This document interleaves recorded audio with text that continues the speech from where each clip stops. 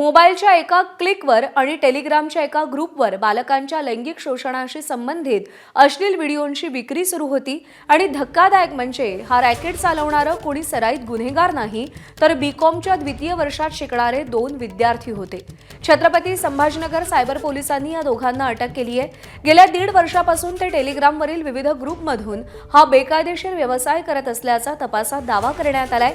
एका फोटोसाठी 5 रुपये तर एका व्हिडिओसाठी 100 ते 499 रुपये आकारले जात होते। विक्रीतून मिळणारे पैसे थेट बँक खात्यात जमा केले जात होते। पोलिसांची चाहूल लागताच आरोपींनी क्लाउडवरचा डेटा डिलीट करण्याचा प्रयत्न केला, मात्र तांत्रिक तपासात तब्बल 3041 संशयित व्हिडिओंचे धागेदोरे समोर आलेले। एबीपी माझा, उघडा डोळे बघा नीट।